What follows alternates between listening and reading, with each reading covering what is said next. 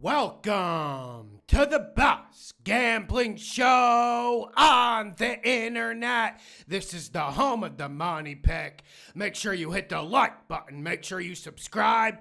Week 3 upsets to bet. And last week, the Giants minus 2.5 was an absolute heartbreaker. And I know no one likes to talk about parlays, but on Patreon, we had a plus 20,000.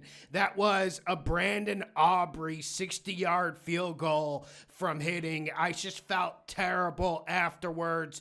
Let's get this money. Slam the like button. And we might have to retire the Cuban link chain.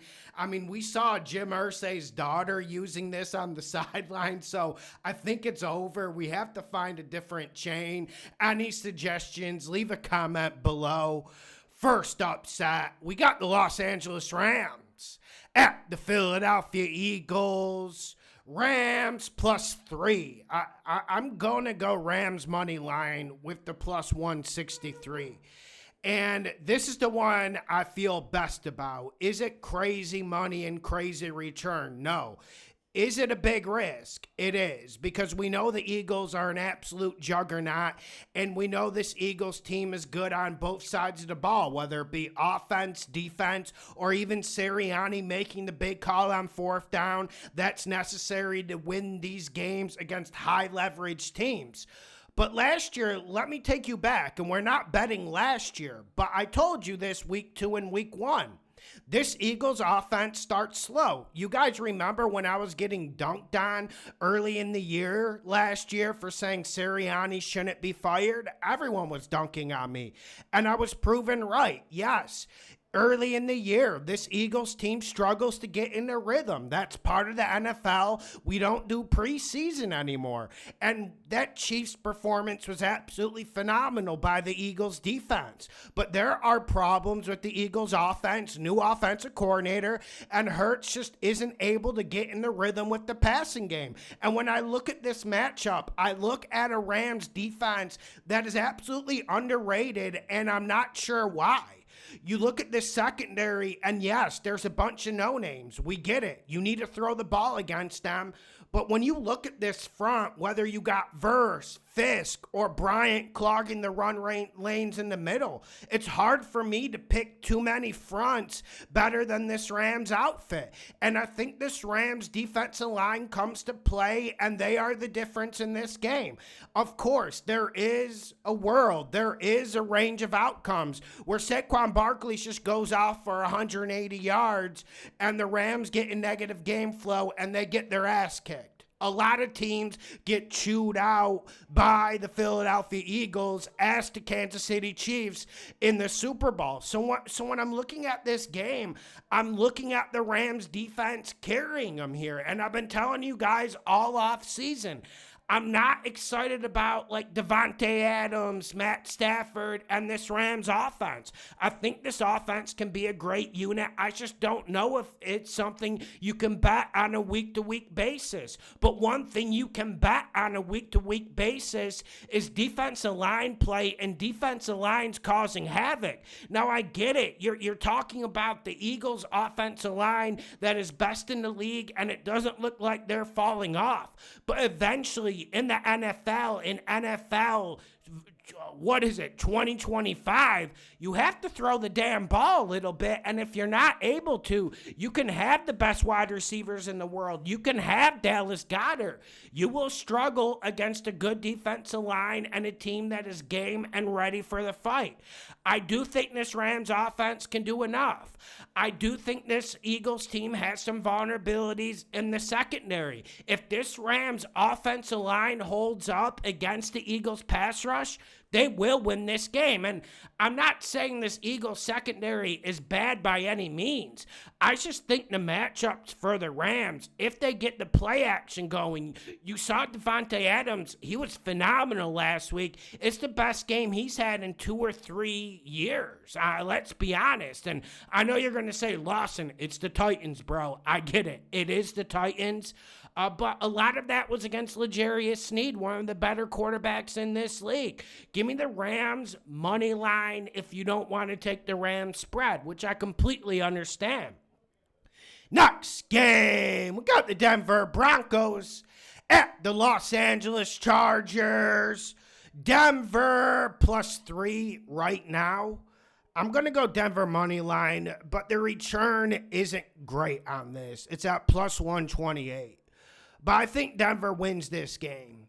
And I think Denver enters this game with a chip on their shoulder. Now, before we get to the Chargers, let's talk about what transpired the first 2 weeks for the Denver Broncos.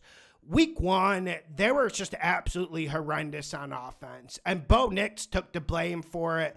I'm not the biggest Bo Nix guy in the world, but we saw him step up and play brilliantly against the Colts. And now I'm looking at a Chargers defense that has Derwin James, and you have guys like Cam Hart who always seem to force interceptions. But I think this Chargers defense is vulnerable. And they were vulnerable last year, but they're a very good red zone situational football type team. And I think the Broncos offense will be able to move the ball. And I think Khalil Mack being out for a defensive line that lost Poona Ford, that lost Bosa is a big factor. Now I get it. The Chargers are creating pressure. This Broncos offensive line is really, really overrated because we saw them just miss a lot of blocks last year, and they weren't able to run the football at all last year unless it was Bo Nix. But I just think this Broncos team does enough running the football and Bo Nix making a lot of plays. And I'm the biggest Herbert guy there is, but I just want to take a deep breath on all this Chargers glazing. Could the Chargers win this division? I do, and I think they will, especially with the 2-0 start. But they are not an elite team in this league, and when they get to the playoffs, they will get knocked off. This is a playoff-type atmosphere in a neutral field. This isn't the Broncos going on the road. Say what you will about Colts fans. Say what you will about Jim Irsay's daughter. You still have to play in a dome, and that is a tough trip. When you go to SoFi against the Chargers, it's a neutral field. And there will be more Broncos fans. Give me the Broncos on a neutral field. Sean Payton needs to bounce back. And also, we're not betting last week, but the Broncos should have won that game. Anyone who watched that last 5 minutes knows that. Next game, we got the New Orleans Saints at the Seattle Seahawks. Saints +7.5. Saints money line. No, I'm joking. I'm digging my trench a little bit with this one. It's trench warfare, man, like Ukraine. And sometimes you have to take a stand. And sometimes you're going to look bad. I'm going to take this Saints +7.5, and I'm going to bring it down to Saints +4.5. And listen, credit to what the Seahawks did against the Steelers last week. But they did get a lot of fortuitous bounces, like the Calvin Austin pickoff in the end zone, which was all on him and not on Rodgers. Then that crazy special teams play.